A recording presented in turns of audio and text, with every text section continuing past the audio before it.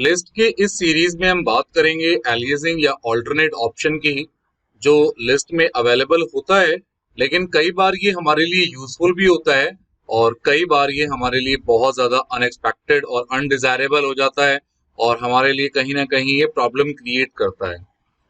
Aliasing या alternate का अगर मीनिंग हम प्रॉपरली समझते हैं तो changes made with one alias get reflected in the other alias.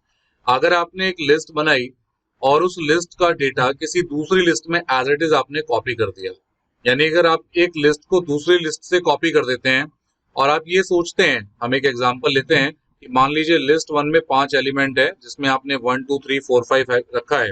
उसके बाद आपने एक लिस्ट 2 बनाई और उसको लिखा लिस्ट 2 इक्वल्स टू लिस्ट 1, यानी आपने लिस्ट 1 का जो डेटा था वो लिस्ट 2 में ट्रांसफर कर दिया।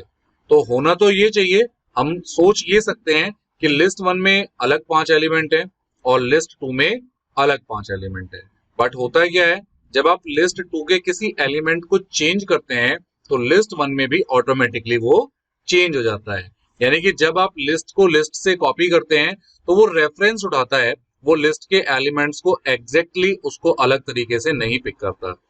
तो although this behaviour can be useful, तो इसे अवॉइड करना चाहिए। और क्यों अवॉइड करना चाहिए उसके रीजन मैंने आपको बताए हैं और एक एग्जांपल यहाँ सामने दिया हुआ है।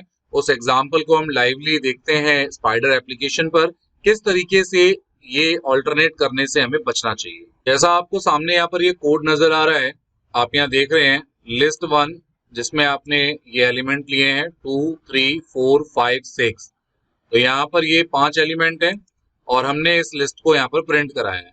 यानी हमने सिंपल क्या किया, पहले लिस्ट 1 के एलिमेंट लिए और फिर हमने लिस्ट 1 को एज इट इज प्रिंट कराया।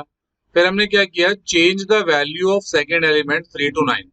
जो इस लिस्ट का ये 3 है इसको हमने 9 से रिप्लेस किया और फिर हमने इस लिस्ट 1 को दोबारा प्रिंट कराया। तो ये जो कॉपी लिस्ट है, इससे पहले हमने क्या किया, पहले लिस्ट 1 का एलिमेंट लिया और लिस्ट 1 के एक एलिमेंट को हमने चेंज किया और फिर हमने उसको दोबारा प्रिंट कराया। तीसरे स्टेज पर हम क्या कर रहे हैं, तीसरे स्टेज पर हम ये काम कर रहे हैं कि लिस्ट 2 में लिस्ट 1 को कॉपी कर रहे हैं। इसको स्टेप बाय स्टेप समझते हैं। यहाँ से मैं ये पूरा प्रोग्राम कट कर देता हूँ, हम इसको रन कराते हैं। तो अब आप देखिए, जब हमने एक लिस्ट 1 ली और लिस्ट को प्रिंट कराया तो 2 3 4 5 6 उसके ये एलिमेंट यहाँ पर प्रिंट हो गए। लेकिन अब अगर आपने ये लिस्ट ली, मैं अब नीचे के कोड को कट कर लेता हूं, और आपने लिस्ट 1 के पहले इंडेक्स पर जो भी वैल्यू है उसको 9 से रिप्लेस कर दिया। पहला इंडेक्स है यानी कि 0 और 1, यानी 3 आपका पहला इंडेक्स है। 3 को आपने 9 से रिप्लेस किया और फिर आपने लिस्ट 1 को प्रिंट कराया। ये प्रोग्राम हम पहले भी करके देख चुके हैं इस तरीके से। तो अब आप देखिए, जो आपकी लिस्ट 1 ओरिजिनल थी वो 2 3 4 5 6 थी, लेकिन आपने एक एलिमेंट चेंज किया लिस्ट 1 के अंदर, तो जो 3 था वो 9 से रिप्लेस हो गया। अभी तक सारा काम चल रहा है लिस्ट 1 के अंदर। अब हम इस लिस्ट को कॉपी करते हैं। अब आप नीचे यहाँ देखिए, यहाँ लिखा है लिस्ट 2 इक्वल्स टू लिस्ट 1, यानी हमने यहाँ पे सिंपल क्या किया, लिस्ट 2 को, इसको यहाँ से मैं कट कर लेता हूँ, लिस्ट 2 में हमने लिस्ट 1 का डेटा ट्रांसफर किया। यहाँ पे क्या हो रहा है कि जो सिंपल ये लिखा हुआ है लिस्ट 1 को हमने कहाँ किया, लिस्ट 2 में भेज दिया। और अब हमने क्या किया, यहाँ पर लिस्ट 2 जो है कॉपी हो गया लिस्ट 1 से और फिर हमने लिस्ट 2 को प्रिंट कराया। ऊपर की जो 2 प्रिंटिंग है वो लिस्ट 1 को लेकर के हैं, नीचे वाली प्रिंटिंग लिस्ट 2 की प्रिंटिंग है। इसको रन कराते हैं तो ये जो आपको 2 प्रिंटिंग नजर आ रही है ये लिस्ट 1 की है। फिर हमने लिस्ट 2 में लिस्ट 1 को कॉपी कराया तो लिस्ट 2 कुछ ऐसा प्रिंट हुआ, क्योंकि लास्ट लिस्ट 1 की वैल्यू ये थी, यही value as it is list 2 में कॉपी हो गई। तो अभी तक तो कोई दिक्कत नहीं आई, यानी कि जैसा लिस्ट 1 था वैसा ही लिस्ट 2 है। बट अब अगर हमने क्या किया, लिस्ट 2 के थर्ड एलिमेंट को 8 से चेंज कर देते हैं। ये लिस्ट 2 है हमारी, इसके थर्ड एलिमेंट क्या है, 0 1 2 3, यानी जो 5 है ये 8 से रिप्लेस हो जाएगा। अब हम यहाँ पे क्या करते हैं, इसको लाइन लास्ट वाली लाइन को मैं यहाँ से कट कर लेता हूँ।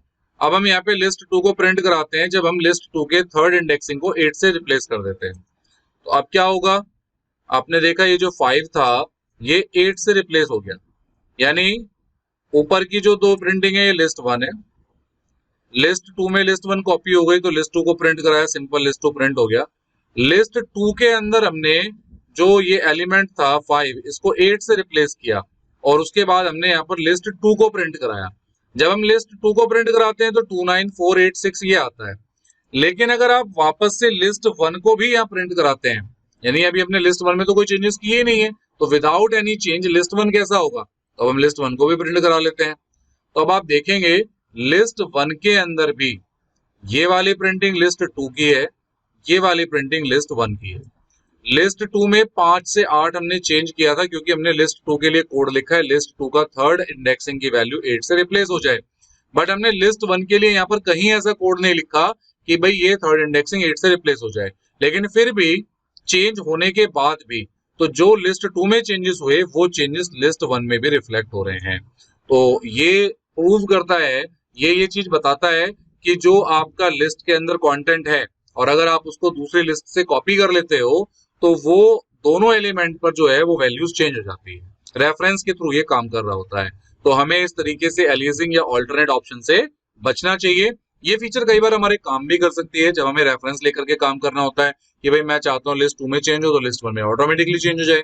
ऐसा कोई प्रोग्राम, ऐसा कोई प्रोजेक्ट अगर हमें बनाना है तो हम इस ऑप्शन का यूज कर सकते हैं, लेकिन कई बार हमें ये प्रोग्राम अलग अलग ही रखने पड़ते हैं। तो ऐसे में आप ध्यान रखिएगा कि जो लिस्ट को अगर आप एक लिस्ट के साथ कॉपी करते हो तो वो रेफरेंस हो जाती है, उसके एक एलिमेंट में चेंज करते हो तो बाकी जो दूसरी लिस्ट उससे रेफरेंस्ड है उसमें भी चेंजेस हो जाते हैं। तो आपको ये बात समझ में आई होगी, तो हमें इसको अवॉइड ही करना चाहिए। और आपकी कोई भी क्वेरी है इसको लेकर के तो आप हमें कमेंट सेक्शन में जरूर बता सकते हैं।